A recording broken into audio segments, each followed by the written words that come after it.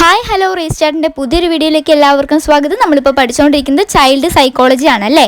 നമ്മൾ പഠന സിദ്ധാന്തങ്ങൾ പഠിച്ചു, അതുപോലെ തന്നെ എന്താ പഠിച്ചത്, മനഃശാസ്ത്ര ചിന്താധാരകളെക്കുറിച്ച് പഠിച്ചു. ഇനി നമ്മൾ പഠിക്കാൻ പോകുന്നത് വിദ്യാഭ്യാസ ചിന്തകരും ദർശനങ്ങളും കേട്ടോ.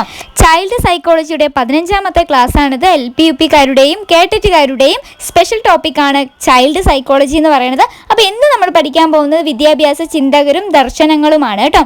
ആദ്യമായിട്ട് നമ്മുടെ ചാനൽ കാണുന്നവരാണെങ്കിൽ ഒന്ന് സബ്സ്ക്രൈബ് ചെയ്യുക, അടുത്തുള്ള ബെല്ലൈക്കൺ ഒന്ന് എനാബിൾ ചെയ്ത് വെക്കുക, നിങ്ങളുടെ ഫ്രണ്ട്സിനൊക്കെ ഒന്ന് ഷെയർ ചെയ്യുക കേട്ടോ. അപ്പോൾ ഓക്കെ, നമുക്ക് ക്ലാസ്സിലേക്ക് പോവാം. വിദ്യാഭ്യാസ ചിന്തകരും ദർശനങ്ങളും നമുക്ക് നോക്കാം അല്ലേ, ഓരോന്നായിട്ട് നോക്കാം. വിദ്യാഭ്യാസത്തിലെ പ്രധാനപ്പെട്ട 4 ദർശന സമീപനങ്ങളാണ് ആദർശവാദം, പ്രകൃതിവാദം, പ്രായോഗികവാദം, യാഥാർത്ഥ്യവാദം കേട്ടോ. അപ്പോൾ ആദർശവാദം എന്ന് പറയുന്നത് ആരൊക്കെയാണ് അതിലുണ്ടാവുക? പ്ലേറ്റോ, അരിസ്റ്റോട്ടിൽ, ഇമ്മാനുവൽ കാട്ട്, ഇങ്ങനെ കുറച്ച് പേരാണ്. പക്ഷെ ആദർശവാദത്തിലെ മെയിനായിട്ടുള്ള ആളാണ് പ്ലേറ്റോ എന്ന് പറയുന്നത്. പ്രകൃതിവാദത്തിൻ്റെ മെയിനായിട്ടുള്ള പ്രധാന വക്താവാണ് റൂസോ. പ്രായോഗികവാദത്തിൻ്റെ പ്രധാന വക്താവാണ് ചാൾസ് പിയേഴ്സ്. യാഥാർത്ഥ്യവാദത്തിൻ്റെ പ്രധാന വക്താവാണ് അരിസ്റ്റോട്ടിൽ കേട്ടോ. നമുക്ക് ഓരോന്ന് നോക്കാം. ഫസ്റ്റ് നമ്മൾ നോക്കാൻ പോകുന്നത് ആദർശവാദമാണ് കേട്ടോ. ആദർശവാദത്തിൻ്റെ പ്രധാന വക്താവാണ് പ്ലേറ്റോ. ഏറ്റവും പ്രാചീനമായ തത്വശാസ്ത്ര ചിന്താധാരയാണ് ആദർശവാദം കേട്ടോ. ഏറ്റവും പ്രാചീനമായൊരു തത്വശാസ്ത്ര ചിന്താധാരയാണ് ആദർശവാദം. മനുഷ്യ ജീവിതത്തിന് 2 മാനങ്ങളുണ്ട്. ഏതൊക്കെയാണ്? ആത്മീയവും ഭൗതികവും കേട്ടോ. പക്ഷേ ആത്മീയമായ കാര്യങ്ങൾക്കാണ് പ്രാധാന്യം നൽകുന്നത്. എവിടെ? ആദർശവാദത്തിൽ കേട്ടോ. മനുഷ്യ ജീവിതത്തിന് 2 മാനങ്ങളുണ്ട്, ആത്മീയവും ഭൗതികവും. എന്നാൽ ആദർശവാദത്തിൽ ആത്മീയമായ കാര്യങ്ങൾക്കാണ് പ്രാധാന്യം നൽകുന്നത്. പിന്നെന്താണ്? ആത്മസാക്ഷാത്കാരമാണ് പ്രധാന ലക്ഷ്യം. ആത്മസാക്ഷാത്കാരം പ്രധാന ലക്ഷ്യമായിട്ട് ഇവിടെ പരിഗണിക്കുന്നു. ഭൗതികമായ ജീവിതത്തിന് പ്രാധാന്യം കൽപ്പിക്കുന്നില്ല എന്നാണ് പറയുന്നത് കേട്ടോ. ആത്മീയമായ കാര്യങ്ങൾക്കാണ് പ്രാധാന്യം നൽകുന്നത്, ഭൗതികമായ ജീവിതത്തിന് പ്രാധാന്യം കൽപ്പിക്കുന്നില്ല. ആരൊക്കെയാണ് ആദർശവാദികൾ? സോക്രട്ട്, പ്ലേറ്റോ, പിന്നെ ഡെസ്കാർട്ട്, ഹേഗൽ, ഇമ്മാനുവൽ കാട്ട്. ആരൊക്കെയാണ്? സോക്രട്ട്, പ്ലേറ്റോ, ഡെസ്കാർട്ട്, ഹേഗൽ, ഇമ്മാനുവൽ കാട്ട് കേട്ടോ. ഇവരൊക്കെയാണ് ആദർശവാദികൾ. വേദങ്ങളും ഉപനിഷത്തുകളും ആദർശവാദ ആശയങ്ങളെ അടിസ്ഥാനമാക്കിയുള്ളതാണ്. അതായത് ആദർശവാദ ആശയങ്ങളെ അടിസ്ഥാനമാക്കിയിട്ടാണ് വേദങ്ങളും ഉപനിഷത്തുകളൊക്കെ തയ്യാറാക്കിയിട്ടുള്ളത് കേട്ടോ. ആധുനിക ഇന്ത്യയിലെ പ്രധാനപ്പെട്ട ആദർശവാദികളാണ് മഹാത്മാഗാന്ധി, അരബിന്ദോ ഘോഷ്, സ്വാമി വിവേകാനന്ദ, ടാഗോർ, സ്വാമി വിവേകാനന്ദ സരസ്വതി. ഇവരൊക്കെ ആരാണ്? ആധുനിക ഇന്ത്യയിലെ പ്രധാനപ്പെട്ട ആദർശവാദികളാണ് കേട്ടോ. ആദർശവാദത്തിലെ പ്രധാന തത്വങ്ങൾ എന്തൊക്കെയാണെന്ന് നോക്കാം. മനുഷ്യൻ്റെ മനസ്സാണ് പരമമായ യാഥാർത്ഥ്യം. മനുഷ്യൻ്റെ മനസ്സാണ് ഇവിടെ പരമമായ യാഥാർത്ഥ്യം എന്ന് പറയുന്നു. ശരീരത്തെക്കാളും ദ്രവ്യത്തെക്കാളും പ്രാധാന്യം മനസ്സും ആത്മാവുമാണെന്ന് ആദർശവാദത്തിൽ പറയുന്നുണ്ട് കേട്ടോ. മനസ്സിനും ആത്മാവിനുമാണ് ശരീരത്തെക്കാളും ദ്രവ്യത്തെക്കാളും ഇവിടെ പ്രാധാന്യം നൽകുന്നത്. വസ്തുക്കളേക്കാൾ പ്രാധാന്യം ആശയങ്ങൾക്കാണ്. എന്താണ്? വസ്തുക്കളേക്കാൾ പ്രാധാന്യം ഇവിടെ ആശയങ്ങൾക്കാണ്. ശരീരത്തെക്കാളും ദ്രവ്യത്തെക്കാളും പ്രാധാന്യം മനസ്സിനും ആത്മാവിനുമാണ്. മനുഷ്യൻ്റെ മനസ്സാണ് പരമമായ യാഥാർത്ഥ്യം എന്നൊക്കെയാണ് ആദർശവാദത്തിലെ പ്രധാന തത്വം. ആദർശവാദത്തിലെ പ്രധാന തത്വങ്ങൾ കഴിഞ്ഞിട്ടില്ല, ഇനിയുണ്ട് കേട്ടോ. ആത്മാവ് നശിക്കുന്നില്ല, ശരീരം മാത്രമേ നശിക്കുന്നുള്ളൂ. എന്താണ്? ആത്മാവ് നശിക്കുന്നില്ല, ശരീരം മാത്രമേ നശിക്കുന്നുള്ളൂ എന്നാണ് ആദർശവാദത്തിൽ പറയുന്നത്. എല്ലാ നന്മകളിലെയും പിന്നിലെ ശക്തി എന്താണ്? ദൈവമാണ് എന്നാണ് പറയുന്നത് കേട്ടോ. എല്ലാ നന്മകളിലെയും പിന്നിലെ ശക്തി ഏതാണ്? ദൈവമാണ് എന്നാണ് പറയുന്നത് ഇവിടെ ആദർശവാദത്തിൽ കേട്ടോ. എല്ലാ ജ്ഞാനത്തിൻ്റെയും ഉറവിടം ദൈവമാണെന്നും കൂടെ പറയുന്നുണ്ട് കേട്ടോ. അടുത്തത് ആദർശവാദികളുടെ വിദ്യാഭ്യാസ ലക്ഷ്യം എന്ന് പറയുന്നത് ആത്മീയമായ സാക്ഷാത്കാരവും വ്യക്തിത്വ സംസ്കരണവുമാണ് കേട്ടോ. ഏതൊക്കെയാണ്? ആത്മീയമായ സാക്ഷാത്കാരവും വ്യക്തിത്വ സംസ്കരണവുമാണ് ആദർശവാദികളുടെ വിദ്യാഭ്യാസ ലക്ഷ്യം എന്ന് പറയുന്നത്. ഓക്കെ, സ്കൂൾ പാഠ്യപദ്ധതികളിൽ ഉൾപ്പെടുത്തേണ്ടത് ഭാഷാ തത്വശാസ്ത്രം, സാമൂഹ്യ ശാസ്ത്രം, ഗണിതം, കലകൾ, സംഗീതം, പിന്നെ ജിംനാസ്റ്റിക്, അത്ലറ്റിക്, ഇതൊക്കെയാണ് സ്കൂൾ പാഠ്യപദ്ധതിയിൽ ഉൾപ്പെടുത്തേണ്ടത് എന്നാണ് ആദർശവാദികൾ പറയുന്നത് കേട്ടോ. കുട്ടികളുടെയും അറിവിൻ്റെയും ഇടയിലുള്ള മധ്യസ്ഥൻ മാത്രമാണ് അധ്യാപകൻ എല്ലാ അറിവും വരുന്നത് ദൈവത്തിൽ നിന്നാണെന്നുകൂടെ ആദർശവാദികൾ പറയുന്നുണ്ട്. കുട്ടികളുടെയും അറിവിൻ്റെയും ഇടയിലുള്ള മധ്യസ്ഥൻ മാത്രമാണ് അധ്യാപകൻ എന്നും എല്ലാ അറിവും വരുന്നത് എവിടെ നിന്നാണ്? ദൈവത്തിൽ നിന്നാണ് എന്നുകൂടെ ആദർശവാദികൾ പറയുന്നുണ്ട് കേട്ടോ. വിദ്യാഭ്യാസത്തിൻ്റെ മാധ്യമം എങ്ങനെയായിരിക്കണം? മാതൃഭാഷയിലായിരിക്കണം എന്നുകൂടെ ആദർശവാദികൾ പറയുന്നുണ്ട്. അപ്പോൾ വിദ്യാഭ്യാസത്തിൻ്റെ മാധ്യമം എന്ന് പറയുന്നത് മാതൃഭാഷയിലായിരിക്കണം. അധ്യാപകനെ വിശേഷിപ്പിക്കുന്നത് സ്നേഹിതൻ, മാർഗദർശി, ദാർശനികൻ എന്നൊക്കെയാണ് കേട്ടോ. അധ്യാപകനെ വിശേഷിപ്പിക്കുന്നത് എങ്ങനെയാണ്? സ്നേഹിതൻ, മാർഗദർശി, ദാർശനികൻ എന്നൊക്കെയാണ്. അതുപോലെ ശുദ്ധശാസ്ത്ര വിഷയങ്ങൾക്ക് സ്ഥാനമില്ലാത്ത വാദമാണ് ആദർശവാദം കേട്ടോ. ഈ സയൻസിനൊന്നും പ്രാധാന്യമില്ലാത്ത ഒരു വാദമാണ് ആദർശവാദം. അതുകൊണ്ടാണ് സ്കൂൾ പാഠ്യപദ്ധതിയിൽ ഉൾപ്പെടുത്തേണ്ടത് എന്ന് പറയുമ്പോൾ അവിടെ സയൻസ് ഒന്നും പറഞ്ഞിട്ടില്ല. ഭാഷാ തത്വശാസ്ത്രം, സാമൂഹ്യശാസ്ത്രം, പിന്നെ ഗണിതം, കലകൾ, സംഗീതം, ജിംനാസ്റ്റിക്, അത്ലറ്റിക് ഇതൊക്കെയാണ് പറഞ്ഞിരിക്കുന്നത്. അവിടെ സയൻസ് പറഞ്ഞിട്ടില്ല. അതുകൊണ്ടാണ് പറയുന്നത് ശുദ്ധശാസ്ത്ര വിഷയങ്ങൾക്ക് സ്ഥാനമില്ലാത്ത വാദമാണ് ആദർശവാദം എന്നുകൂടെ ഇവിടെ പറയുന്നുണ്ട് കേട്ടോ. ഇനി നമ്മൾ നോക്കാൻ പോകുന്നത് വിവിധ തരം ആദർശവാദങ്ങളെ കുറിച്ചാണ്. പ്ലേറ്റോണിക് ആദർശവാദം എന്ന് പറയുന്നത് ആരുടെയാണ്? പ്ലേറ്റോയുടെയാണ് അല്ലേ? കണക്ട് ചെയ്യാൻ പറ്റുന്നുണ്ടല്ലോ. പ്ലേറ്റോണിക് ആദർശവാദം എന്ന് പറയുന്നത് പ്ലേറ്റോയുടെയാണ്. വസ്തുനിഷ്ഠ ആദർശവാദം എന്ന് പറയുന്നത് ആരുടെയാണ്? അരിസ്റ്റോട്ടിലിൻ്റെയാണ് കേട്ടോ. വസ്തുനിഷ്ഠ ആദർശവാദം എന്ന് പറയുന്നത് അരിസ്റ്റോട്ടിലിൻ്റെയാണ്. ആത്മനിഷ്ഠ ആദർശവാദം എന്ന് പറയുന്നത് ബിഷപ്പ് ബെർക്കിലിയുടെയാണ് കേട്ടോ. ബിഷപ്പ് ബെർക്കിലിയുടെയാണ് ആത്മനിഷ്ഠ ആദർശവാദം എന്ന് പറയുന്നത്. ഫിനോമിനൽ ആദർശവാദം ആരുടെയാണ്? ഇമ്മാനുവൽ കാന്റിൻ്റെയാണ്. അത് വെച്ചിട്ടും അങ്ങനെ നമുക്ക് കണക്ട് ചെയ്യാൻ പറ്റുന്നുണ്ട്. ഈ ഫിനോമിനൽ ഇമ്മാനുവൽ കണ്ടോ, കണക്ട് ചെയ്യാൻ പറ്റുന്നുണ്ട്. അപ്പോൾ ഫിനോമിനൽ ആദർശവാദം എന്ന് പറയുന്നത് ഇമ്മാനുവൽ കാന്റിൻ്റെയാണ്. അബ്സല്യൂട്ട് ആദർശവാദം എന്ന് പറയുന്നത് ഹെഗലിൻ്റെയാണ് കേട്ടോ. അബ്സല്യൂട്ട് ആദർശവാദം എന്ന് പറയുന്നത് ആരുടെയാണ്? ഹെഗലിൻ്റെയാണ്. ഓക്കെ, അപ്പം നമ്മൾ ആദർശവാദവുമായി ബന്ധപ്പെട്ട ഒരുപാട് കാര്യങ്ങൾ പഠിച്ചു അല്ലേ? ആദർശവാദം ആരുടെയാണ്? ഓർമ്മയുണ്ടോ? പ്ലേറ്റോയുടെയാണ് അല്ലേ? അതുമായി ആദർശവാദികൾ എന്ന് പറയുന്നത് അരിസ്റ്റോട്ടിൽ ഉണ്ട്, ഇമ്മാനുവൽ ഉണ്ട്, അങ്ങനെ കുറച്ച് പേരൊക്കെ ഉണ്ട്. ഇനി നമ്മൾ പഠിക്കാൻ പോകുന്നത് റൂസോയുടെ പ്രകൃതിവാദം അല്ലേ? അപ്പോൾ രണ്ടാമത്തെ ദർശനമാണ് പ്രകൃതിവാദം റൂസോയുടെ. അപ്പോൾ നമുക്ക് പ്രകൃതിവാദവുമായി ബന്ധപ്പെട്ട കാര്യങ്ങൾ നോക്കാം. എല്ലാ അറിവുകളുടെയും ഉറവിടം പ്രകൃതിയാണ് എന്നാണ് പ്രകൃതിവാദത്തിൽ പറയുന്നത്. എല്ലാ അറിവുകളുടെയും ഉറവിടം പ്രകൃതി എന്നാണ് പ്രകൃതിവാദത്തിൽ പറയുന്നത്. നമ്മൾ ആദർശവാദത്തിൽ എന്താ പറഞ്ഞത്?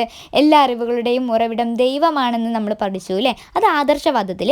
ഇവിടെ നമ്മൾ പ്രകൃതിവാദത്തിൽ പറയുമ്പോൾ എല്ലാ അറിവുകളുടെയും ഉറവിടം എന്ന് പറയുന്നത് പ്രകൃതിയാണ്. ഓക്കെ, ഇന്ദ്രിയങ്ങൾ അറിവിൻ്റെ കവാടങ്ങളാണ് എന്നുകൂടെ പറയുന്നുണ്ട് കേട്ടോ. എല്ലാ അറിവുകളുടെയും ഉറവിടം പ്രകൃതിയാണെന്ന് പറഞ്ഞു, ഇന്ദ്രിയങ്ങൾ അറിവിൻ്റെ കവാടങ്ങളാണെന്ന് പറഞ്ഞു അല്ലേ? ഇനി എന്താ പറഞ്ഞിരിക്കുന്നത്? ഭൗതിക പരിസ്ഥിതിക്ക് അല്ലെങ്കിൽ നമ്മുടെ ചുറ്റുമുള്ള ലോകത്തിന് പ്രാധാന്യം നൽകുന്നു. ഭൗതിക പരിസ്ഥിതിക്ക് അല്ലെങ്കിൽ നമ്മുടെ ചുറ്റുമുള്ള ലോകത്തിനാണ് ഇവിടെ പ്രാധാന്യം നൽകുന്നത്. എല്ലാത്തിൻ്റെയും ആദ്യവും അന്ത്യവും എവിടെയാണ്? പ്രകൃതിയിൽ തന്നെയാണ് എന്നുകൂടെ പ്രകൃതിവാദികൾ പറയുന്നുണ്ട്. എല്ലാത്തിൻ്റെയും ആദ്യവും അന്ത്യവും എവിടെയാണ്? പ്രകൃതിയിൽ തന്നെയാണ്. മസ്തിഷ്കത്തിൻ്റെ പ്രവർത്തനം മാത്രമാണ് മനസ്സ് എന്ന് പറയുന്നത്. മസ്തിഷ്കത്തിൻ്റെ പ്രവർത്തനം മാത്രമാണ് മനസ്സ് എന്നുകൂടെ പ്രകൃതിവാദികൾ പറയുന്നുണ്ട്. പ്രകൃതിക്ക് അതീതമായ ഒരു ശക്തിയും ഈ ലോകത്തിൽ ഇല്ല എന്നുകൂടെ പ്രകൃതിവാദികൾ പറയുന്നുണ്ട്. പ്രകൃതിക്ക് അതീതമായ ഒരു ശക്തിയും ഈ ലോകത്തിൽ ഇല്ല. പ്രകൃതിക്കാണ് ഇവിടെ പ്രാധാന്യം നൽകുന്നത്. അതുകൊണ്ടാണല്ലോ പ്രകൃതിവാദം എന്ന് പറയുന്നത് അല്ലേ? പഠന പ്രക്രിയയിൽ പ്രാധാന്യം കൊടുക്കേണ്ടത് ആർക്കാണ്? കുട്ടിക്കാണ് കേട്ടോ. പഠന പ്രക്രിയയിൽ പ്രാധാന്യം കൊടുക്കേണ്ടത് കുട്ടിക്കാണ്. ഗ്രന്ഥങ്ങളുടെ ഉപയോഗത്തെ പൂർണ്ണമായി നിരസിക്കുന്ന വിദ്യാഭ്യാസ ദർശനമാണ് ഏത്? പ്രകൃതിവാദം കേട്ടോ. ഗ്രന്ഥങ്ങളുടെ ഉപയോഗത്തെ പൂർണ്ണമായും നിരസിക്കുന്ന വിദ്യാഭ്യാസ ദർശനമാണ് പ്രകൃതിവാദം. പ്രകൃതിവാദങ്ങളിൽ പ്രധാനി എന്ന് പറയുന്നത് റൂസോയാണ് കേട്ടോ. റൂസോയാണ് പ്രകൃതിവാദങ്ങളിൽ പ്രധാനി എന്ന് പറയുന്നത്. അടുത്ത് നോക്കാൻ പോകുന്നത് പ്രകൃതിവാദം അടിസ്ഥാന തത്വമായി രൂപം കൊണ്ട വിദ്യാഭ്യാസ പദ്ധതികളാണ് കേട്ടോ. അതായത് പ്രകൃതിവാദവുമായി ബന്ധപ്പെട്ട വിദ്യാഭ്യാസ പദ്ധതികൾ ഏതൊക്കെയാണെന്ന് നോക്കാം. മോണ്ടിസോറി വിദ്യാലയങ്ങൾ, അതുപോലെ ടാഗോറിൻ്റെ ശാന്തിനികേതൻ കേട്ടിട്ടുണ്ടോ? ടാഗോറിൻ്റെ ശാന്തിനികേതൻ, നീലിൻ്റെ അമ്മർഹിൽ, ഓക്കെ, നീലിൻ്റെ അമ്മർഹിൽ എന്ന് പറയുന്നത്, അതുപോലെ തന്നെ ഫ്രോബലിൻ്റെ കിൻഡർ ഗാർഡൻ, ഇതൊക്കെ പ്രകൃതിവാദവുമായി ബന്ധപ്പെട്ടവയാണ്. ഇനി അടുത്തത് പ്രകൃതിവാദത്തിൻ്റെ വിവിധ രൂപങ്ങളാണ് നോക്കാൻ പോകുന്നത്. യാന്ത്രികം, ജൈവികം, ഭൗതികം കേട്ടോ. ഏതൊക്കെയാണ് രൂപങ്ങൾ പ്രകൃതിവാദത്തിൻ്റെ? യാന്ത്രികം, ജൈവികം, ഭൗതികം. എന്താണ് യാന്ത്രികം കൊണ്ട് പ്രകൃതിവാദത്തിൽ ഉദ്ദേശിക്കുന്നത് നോക്കാം. മനുഷ്യനെ യന്ത്രമായി കണക്കാക്കുന്നതാണ് യാന്ത്രികം എന്നുകൊണ്ട് ഉദ്ദേശിക്കുന്നത്. മനുഷ്യനെ യന്ത്രമായി കണക്കാക്കുന്നു. ജൈവികമോ? മനുഷ്യനെ ജൈവ വസ്തുവായി കണക്കാക്കുന്നതാണ് ജൈവികം. ഭൗതികം എന്ന് പറയുന്നത് പ്രകൃതിക്ക് പ്രാധാന്യം നൽകുന്നതാണ് ഭൗതികം. ഓക്കെ, അപ്പോൾ പ്രകൃതിവാദത്തിൻ്റെ വിവിധ രൂപങ്ങൾ എന്ന് പറയുന്നത് യാന്ത്രികം, ജൈവികം, ഭൗതികം. യാന്ത്രികം എന്ന് പറയുന്നത് മനുഷ്യനെ യന്ത്രമായി കണക്കാക്കുന്നു, ജൈവികം എന്ന് പറയുന്നത് മനുഷ്യനെ ജൈവ വസ്തുവായി കണക്കാക്കുന്നു, ഭൗതികം എന്ന് പറയുന്നത് പ്രകൃതിക്ക് ഇവിടെ പ്രാധാന്യം നൽകുന്നു. പ്രകൃതിവാദികൾ പഠനം നടത്തുന്ന രീതി എന്ന് പറയുന്നത് സ്വയം പഠനമാണ് കേട്ടോ. സ്വയം പഠനമാണ് പ്രകൃതിവാദികൾ പഠനം നടത്തുന്ന രീതി. ഓക്കെ, പ്രകൃതിവാദത്തിൽ കുട്ടികളുടെ സ്ഥാനം എന്ന് പറയുന്നത് ഗവേഷകരാണ് കേട്ടോ. ഗവേഷകർ എന്ന നിലയിലാണ് കുട്ടികളെ ഇവിടെ കാണുന്നത്. പ്രകൃതിവാദം ഉദ്ഘോഷിക്കുന്നത് ഗവേഷണ സമീപനം എന്ന പേരിലാണ്. പ്രകൃതിവാദത്തിൽ കുട്ടികളുടെ സ്ഥാനം എന്ന് പറയുന്നത് ഗവേഷകരാണ്. പ്രകൃതിവാദം ഉദ്ഘോഷിക്കുന്നത് ഗവേഷണ സമീപനമാണ്. ഓക്കെ, പുസ്തകങ്ങൾ കത്തിച്ചു കളയുക, മതിലുകൾ പൊളിക്കുക, ശിശുവിനെ പ്രകൃതിയുടെ മധ്യത്തിലേക്ക് എറിഞ്ഞു കൊടുക്കുക. ഇതാര് പറഞ്ഞതാണ്? റൂസോ പറഞ്ഞതാണ് കേട്ടോ. ഇത് PYQ ആണ്, ഇത് ചോദിച്ചിട്ടുള്ളതാണ്. പുസ്തകങ്ങൾ കത്തിച്ചു കളയുക, മതിലുകൾ പൊളിക്കുക, ശിശുവിനെ പ്രകൃതിയുടെ മധ്യത്തിലേക്ക് എറിഞ്ഞു കൊടുക്കുക എന്ന് പറഞ്ഞത് റൂസോയാണ്. പുസ്തകങ്ങൾക്ക് പ്രാധാന്യം കൊടുക്കാത്ത വാദമാണ് പ്രകൃതിവാദം കേട്ടോ. പുസ്തകങ്ങൾക്ക് പ്രാധാന്യം കൊടുക്കാത്ത വാദമാണ് പ്രകൃതിവാദം. പ്രധാനപ്പെട്ട 4 ദർശന സമീപനങ്ങളാണ് പഠിക്കാനുള്ളത്. ആദർശവാദം നമ്മൾ പഠിച്ചു കഴിഞ്ഞു അല്ലേ, പ്ലേറ്റോയുടെയാണ്. പ്രകൃതിവാദം ഇപ്പോൾ കഴിഞ്ഞുള്ളൂ, റൂസോയുടെയാണ്. ഇനിയിപ്പോൾ പഠിക്കാൻ പോകുന്നത് പ്രായോഗികവാദം ചാൾസ് പിയേഴ്സിൻ്റെയാണ്. ഇനിയുള്ളത് യാഥാർത്ഥ്യവാദം അരിസ്റ്റോട്ടലിൻ്റെയാണ്. അപ്പോൾ നമുക്ക് ഇപ്പോൾ പ്രായോഗികവാദം കൂടെ നോക്കാം. പ്രാഗ്മാറ്റിസം എന്ന പദം രൂപം കൊണ്ടത് ആക്ഷൻ എന്ന അർത്ഥം വരുന്ന പ്രാഗ്മാറ്റിഗോസ് എന്ന ഗ്രീക്ക് പദത്തിൽ നിന്നാണ് കേട്ടോ. ആക്ഷൻ എന്ന അർത്ഥം വരുന്ന പ്രാഗ്മാറ്റിഗോസ് എന്ന ഗ്രീക്ക് പദത്തിൽ നിന്നാണ് പ്രാഗ്മാറ്റിസം എന്ന പദം രൂപം കൊണ്ടത്. പ്രായോഗികവാദത്തിൽ എന്താ പറയുന്നതെന്ന് ചോദിച്ചാൽ, യഥാർത്ഥമായ അനുഭവങ്ങളിൽ നിന്ന് പഠനാവസരങ്ങൾ സൃഷ്ടിക്കാൻ ആഹ്വാനം ചെയ്തു. അപ്പോൾ യഥാർത്ഥമായ അനുഭവങ്ങളിൽ നിന്നായിരിക്കണം പഠനാവസരങ്ങൾ സൃഷ്ടിക്കേണ്ടത് എന്നാണ് പ്രായോഗികവാദികൾ പറയുന്നത്. പ്രവർത്തിച്ചു പഠിക്കുക എന്നതാണ് മാർഗനിർദ്ദേശം കേട്ടോ. എങ്ങനെ പഠിക്കണം? പ്രവർത്തിച്ച് പഠിക്കുക. പ്രായോഗികവാദികളാണ് പ്രൊജക്റ്റ് രീതി പഠനത്തിനായി നിർദ്ദേശിച്ചത്. അപ്പോൾ പ്രായോഗികവാദികളാണ് പ്രോജക്റ്റ് രീതി അല്ലേ പഠനത്തിനായിട്ട് നിർദ്ദേശിച്ചത് കേട്ടോ. കുട്ടികളുടെ പരസ്പര സഹകരണത്തിലൂടെയും ആശയവിനിമയത്തിലൂടെയുമാണ് പഠനം മുന്നേറേണ്ടത് എന്നാണ് പ്രായോഗികവാദികൾ പറയുന്നത്. എങ്ങനെയൊക്കെ ആയിരിക്കണം?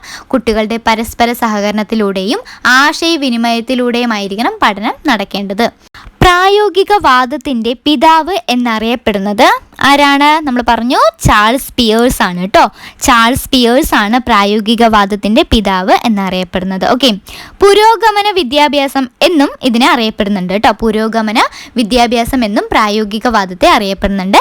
മനുഷ്യനൊരു സാമൂഹ്യ ജീവി എന്നാണ് പ്രായോഗികവാദം പറയുന്നത്. അപ്പോൾ മനുഷ്യനൊരു സാമൂഹ്യ ജീവി എന്നാണ് പ്രായോഗികവാദികൾ പറയുന്നത്. ഓക്കെ, ഹൗ വി തിങ്ക് എന്നത് ആരുടെ ഗ്രന്ഥമാണ്? ഹൗ വി തിങ്ക് ആരുടെ ഗ്രന്ഥമാണ്? ജോൺ ഡ്യൂയുടെ ഗ്രന്ഥമാണ് ഹൗ വി തിങ്ക്. ഓക്കെ, അതുപോലെ പ്രവർത്തനത്തെ അടിസ്ഥാനമാക്കിയുള്ള പാഠ്യപദ്ധതിയാണ് പ്രായോഗികവാദികൾ നിർദ്ദേശിച്ചിട്ടുള്ളത്. അപ്പോൾ പ്രവർത്തനത്തെ അടിസ്ഥാനമാക്കിയുള്ള പാഠ്യപദ്ധതി. സമ്മാനങ്ങളും ശിക്ഷകൾക്കും ഇവിടെ പ്രാധാന്യമില്ല. സമ്മാനങ്ങൾക്കും ശിക്ഷകൾക്കും ഇവിടെ പ്രാധാന്യമില്ല. ജനാധിപത്യ വിദ്യാഭ്യാസത്തെക്കുറിച്ചുള്ള ആശയങ്ങൾ മുന്നോട്ട് വെച്ചു. അപ്പോൾ ജനാധിപത്യ വിദ്യാഭ്യാസത്തെക്കുറിച്ചുള്ള ആശയങ്ങൾ മുന്നോട്ട് വെച്ചിട്ടുണ്ട്. വസ്തുനിഷ്ഠമായ കാര്യങ്ങൾക്ക് പ്രാധാന്യം കൊടുക്കുന്നതാണ് പ്രായോഗികവാദം. വസ്തുനിഷ്ഠമായ കാര്യങ്ങൾക്കാണ് ഇവിടെ പ്രാധാന്യം കൊടുക്കുന്നത്. പ്രായോഗികവാദം വിദ്യാഭ്യാസ മേഖലയ്ക്ക് നൽകിയ സംഭാവനയാണ് പ്രൊജക്റ്റ് രീതി. അപ്പോൾ പ്രായോഗികവാദം വിദ്യാഭ്യാസ മേഖലയ്ക്ക് നൽകിയ സംഭാവന ഏതാണ്? അത് പ്രൊജക്റ്റ് രീതിയാണ് കേട്ടോ. പ്രൊജക്റ്റ് രീതി ആവിഷ്കരിച്ചത് കിൽപാട്രിക് ആണ്. പ്രൊജക്റ്റ് രീതി ആവിഷ്കരിച്ചത് കിൽപാട്രിക് ആണ് കേട്ടോ. അപ്പം നിങ്ങൾക്കൊരു ഡൗട്ട് വരും, അപ്പോൾ ജോൺ ഡ്യൂയോ എന്ന്. നമ്മൾ പ്രൊജക്റ്റ് രീതി എന്ന് കേൾക്കുമ്പോൾ നമുക്ക് മൈൻഡിൽ ആദ്യം വരുന്നത് ജോൺ ഡ്യൂയി ആണ് അല്ലേ. ഈ ജോൺ ഡ്യൂയിയുടെ പ്രവർത്തിച്ചു പഠിക്കുക എന്ന ആശയത്തിൽ നിന്നാണ് കിൽപാട്രിക് പ്രൊജക്റ്റ് രീതി ആവിഷ്കരിച്ചത്. അതായത് ജോൺ ഡ്യൂയിയുടെ പ്രവർത്തിച്ചു പഠിക്കുക എന്ന ആശയത്തിൽ നിന്നാണ് കിൽപാട്രിക് പ്രൊജക്റ്റ് രീതി ആവിഷ്കരിച്ചത്. അപ്പോൾ പ്രൊജക്റ്റ് രീതി ആവിഷ്കരിച്ചത് ആര് തന്നെയാണ്? കിൽപാട്രിക് തന്നെയാണ് കേട്ടോ, ജോൺ ഡ്യൂയി അല്ല. ഓക്കെ, ഇനി കൺഫ്യൂഷൻ വരുന്ന മറ്റൊന്നാണ് പ്രായോഗികവാദത്തിൻ്റെ ഉപജ്ഞാതാവ് നമ്മൾ പറഞ്ഞു ചാൾസ് പിയേഴ്സ് ആണെന്ന് അല്ലേ. ഇതിന് പിന്തുണ നൽകിയതാണ് ജോൺ ഡ്യൂയി കേട്ടോ. പ്രായോഗികവാദത്തിൻ്റെ ഉപജ്ഞാതാവ് ചാൾസ് പിയേഴ്സ് ആണ്. പ്രായോഗികവാദത്തിന് പിന്തുണ നൽകിയത് ജോൺ ഡ്യൂയി ആണ്. പ്രചരിപ്പിച്ചതിൽ പ്രധാനിയാണ് വില്യം ജെയിംസ്. അപ്പോൾ പ്രായോഗികവാദം എന്ന് പറയുമ്പോൾ ഈ 3 പേരുടെ പേര് നമുക്ക് ഓർമ്മ വരും. പക്ഷേ ഇവരാരൊക്കെയാണ് എന്തൊക്കെയാണ് നമുക്കറിയില്ല അല്ലേ, കൺഫ്യൂഷൻ ആവും. അപ്പോൾ കേട്ടോളൂ. പ്രായോഗികവാദത്തിൻ്റെ ഉപജ്ഞാതാവ് ചാൾസ് പിയേഴ്സ് ആണ്. പിന്തുണ നൽകിയത് ജോൺ ഡ്യൂയി ആണ്. പ്രചരിപ്പിച്ചവരിൽ പ്രധാനി എന്ന് പറയുന്നത് വില്യം ജെയിംസ് ആണ്. ഓക്കെ, ഇനി നമുക്ക് പ്രായോഗികവാദികൾ ആരൊക്കെയാണെന്ന് നോക്കാം. ഇവരൊക്കെ തന്നെ പ്രായോഗികവാദികൾ ആരൊക്കെയാണ്? Charles Peirce, John Dewey, William James, Kilpatrick. Okay, അപ്പോൾ ഇതുകൂടെ ഓർത്തു വെച്ചോളൂ. ജോൺ ഡ്യൂയുടെ പ്രവർത്തിച്ചു പഠിക്കുക എന്ന ആശയത്തിൽ നിന്നാണ് കിൽപാട്രിക് പ്രൊജക്റ്റ് രീതി ആവിഷ്കരിച്ചത്. ഓക്കെ അല്ലേ? അപ്പോൾ പ്രൊജക്റ്റ് രീതി ആവിഷ്കരിച്ചത് കിൽപാട്രിക് ആണ്. പ്രായോഗികവാദത്തിന്റെ ഉപജ്ഞാതാവ് ചാൾസ് പിയേഴ്സ് ആണ്. പിന്തുണ നൽകിയതാണ് ജോൺ ഡ്യൂയി. പ്രചരിപ്പിച്ചവരിൽ പ്രധാനി വില്യം ജെയിംസ് ആണ്. ഓക്കെ, ക്ലിയർ അല്ലേ? ഇനി അടുത്ത ദർശനമാണ്. ഏതാണ് ഇനി അടുത്തത് പഠിക്കാൻ പോകുന്നത്? യാഥാർത്ഥ്യവാദം അല്ലേ? അരിസ്റ്റോട്ടിലിന്റെ യാഥാർത്ഥ്യവാദത്തെ കുറിച്ച് ഇനി നമുക്ക് പഠിക്കാം. യാഥാർത്ഥ്യവാദത്തിൽ എന്തൊക്കെയാ പറയുന്നത്? ഭൗതിക പ്രപഞ്ചമാണ് യാഥാർത്ഥ്യം എന്ന് പറയുന്നുണ്ട് കേട്ടോ. ഭൗതിക പ്രപഞ്ചമാണ് യാഥാർത്ഥ്യം എന്ന് പറയുന്നുണ്ട്. 20-ാം നൂറ്റാണ്ടിൻ്റെ ദർശനമാണ് യാഥാർത്ഥ്യവാദം. 20-ാം നൂറ്റാണ്ടിൻ്റെ ദർശനം എന്നറിയപ്പെടുന്നത് എന്താണ്? യാഥാർത്ഥ്യവാദമാണ് കേട്ടോ, അരിസ്റ്റോട്ടലിൻ്റെ. അതുപോലെ ഈ യാഥാർത്ഥ്യവാദത്തെ രണ്ടായി തരംതിരിക്കുന്നുണ്ട്. ശാസ്ത്രീയ യാഥാർത്ഥ്യവാദം എന്നും വൈജ്ഞാനിക യാഥാർത്ഥ്യവാദം എന്നും രണ്ടായിട്ട് തരംതിരിക്കുന്നുണ്ട്. യാഥാർത്ഥ്യവാദത്തിൻ്റെ പിതാവാണ് അരിസ്റ്റോട്ടിൽ എന്ന് നമ്മൾ പഠിച്ചു അല്ലേ ഇപ്പോൾ. അപ്പോൾ പ്രായോഗികവാദത്തിൻ്റെ പിതാവ് ആരായിരുന്നു? ഓർമ്മയുണ്ടോ? ചാൾസ് പിയേഴ്സ് ആണ്. പ്രകൃതിവാദത്തിൻ്റെയോ റൂസോയാണ് അല്ലേ. ആദർശവാദത്തിൻ്റെ എന്ന് പറയുമ്പോൾ അത് പ്ലേറ്റോയാണ്. മാറിപ്പോവരുത് കേട്ടോ. പരീക്ഷണത്തിലൂടെയും നിരീക്ഷണത്തിലൂടെയും ശാസ്ത്രീയമായ മാർഗങ്ങളിലൂടെയും സത്യത്തെ കണ്ടെത്താം എന്ന് പറഞ്ഞത് യാഥാർത്ഥ്യവാദത്തിലാണ് കേട്ടോ. പരീക്ഷണങ്ങളിലൂടെയും നിരീക്ഷണങ്ങളിലൂടെയും ശാസ്ത്രീയമായ മാർഗങ്ങളിലൂടെയും സത്യത്തെ കണ്ടെത്താം എന്ന് പറയുന്നത് യാഥാർത്ഥ്യവാദത്തിലാണ്. ശാസ്ത്രീയ വിഷയങ്ങൾക്ക് പ്രാധാന്യം നൽകുന്ന പാഠ്യപദ്ധതിയാണ് ഇവിടെയുള്ളത് കേട്ടോ. എവിടെ? യാഥാർത്ഥ്യവാദത്തിലുള്ളത്. എന്താണ്? ശാസ്ത്രീയ വിഷയങ്ങൾക്ക് പ്രാധാന്യം നൽകുന്ന പാഠ്യപദ്ധതിയാണ്. നമ്മൾ കുറച്ചു മുൻപ് സയൻസ് പോലുള്ള അല്ലെങ്കിൽ ശാസ്ത്ര വിഷയങ്ങൾക്ക് പ്രാധാന്യമില്ലാത്ത വാദം ഏതാണെന്ന് നമ്മൾ പഠിച്ചിരുന്നു. ഏതാണ്? ഓർമ്മയുണ്ടോ? പ്ലേറ്റോയുടെ ആണ്. ഇപ്പോൾ കിട്ടിയോ? യെസ്, ആദർശവാദമാണ് അല്ലേ. ശുദ്ധശാസ്ത്ര വിഷയങ്ങൾക്ക് സ്ഥാനമില്ലാത്ത വാദമാണ് ആദർശവാദം. എന്നാൽ നേരെ തിരിച്ചാണ് യാഥാർത്ഥ്യവാദത്തിൽ. ഇവിടെ ശാസ്ത്രീയ വിഷയങ്ങൾക്കാണ് പ്രാധാന്യം നൽകുന്നത് കേട്ടോ. പാഠ്യപദ്ധതിയിൽ ശാസ്ത്രീയ വിഷയങ്ങൾക്ക് പ്രാധാന്യം നൽകുന്ന പാഠ്യപദ്ധതിയാണ് യാഥാർത്ഥ്യവാദം. എന്നാൽ ശുദ്ധശാസ്ത്ര വിഷയങ്ങൾക്ക് സ്ഥാനമില്ലാത്ത അല്ലെങ്കിൽ പ്രാധാന്യമില്ലാത്ത വാദമാണ് ആദർശവാദം. മാറിപ്പോവരുത് കേട്ടോ. അനുഭവങ്ങളിലൂടെയുള്ള പഠനമാണ് യാഥാർത്ഥ്യവാദികൾ മുന്നോട്ട് വെച്ചിട്ടുള്ളത്. അനുഭവങ്ങളിലൂടെയുള്ള പഠനമാണ് നടക്കേണ്ടതെന്നാണ് യാഥാർത്ഥ്യവാദികൾ പറയുന്നത്. അതുപോലെ സമൂഹത്തിൻ്റെ ഒരു ചെറു പതിപ്പായിരിക്കണം ഏത്? വിദ്യാലയം, സ്കൂൾ അല്ലേ. ഇത് ചോദിച്ചിട്ടുള്ളതാണ് കേട്ടോ. സമൂഹത്തിൻ്റെ ചെറു പതിപ്പായിരിക്കണം ഏത്? സ്കൂൾ അല്ലെങ്കിൽ വിദ്യാലയം എന്ന് പറഞ്ഞത് അരിസ്റ്റോട്ടിൽ അല്ലെങ്കിൽ യാഥാർത്ഥ്യവാദിയാണ്. അപ്പോൾ നമ്മൾ വിദ്യാഭ്യാസത്തിലെ പ്രധാനപ്പെട്ട 4 ദർശന സമീപനങ്ങളെക്കുറിച്ച് പഠിച്ചു കഴിഞ്ഞു. ഇനി അടുത്ത ക്ലാസ്സിൽ വിദ്യാഭ്യാസ ചിന്തകരെക്കുറിച്ച് പഠിക്കാം കേട്ടോ. ഇത് പാർട്ട് 1 ആയിട്ട് നമുക്ക് ഇടാം. വിദ്യാഭ്യാസത്തിലെ പ്രധാനപ്പെട്ട 4 ദർശനങ്ങൾ ഏതൊക്കെയായിരുന്നു? ആദർശവാദം, പ്രകൃതിവാദം, പ്രായോഗികവാദം, യാഥാർത്ഥ്യവാദം. ഇവരുടെയൊക്കെ ഉപജ്ഞാതാവ് ആരൊക്കെയാണെന്ന് നമുക്കറിയാം. നമ്മൾ പഠിച്ചു കഴിഞ്ഞു അല്ലേ. ദർശനങ്ങൾ പഠിച്ചു കഴിഞ്ഞു. ഇനി അടുത്ത ക്ലാസ്സിൽ നമ്മൾ പഠിക്കാൻ പോകുന്നത് വിദ്യാഭ്യാസ ചിന്തകരെ കുറിച്ചാണ്. അപ്പോൾ ഓക്കെ, വീഡിയോ ഇഷ്ടമായ ലൈക്ക് ചെയ്യുക, സബ്സ്ക്രൈബ് ചെയ്യുക, നിങ്ങളുടെ ഫ്രണ്ട്സിനൊക്കെ ഒന്ന് ഷെയർ ചെയ്യുക കേട്ടോ. അപ്പോൾ ഓക്കെ, ബൈ.